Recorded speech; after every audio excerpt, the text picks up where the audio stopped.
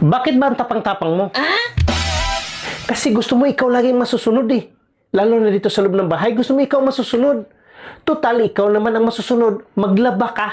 Ay no, marami labahan. Tapos mo maglaba, maglinis ka. Ha? Pagtapos magtupi ka. Naintindihan mo? Ganun ba?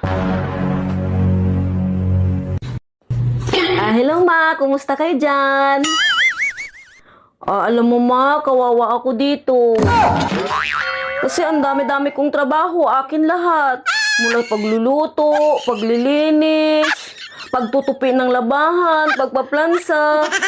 Tsaka ito pa ang dami-dami kong labahan. Hindi ako tinutulungan ng asawa ko. Ayan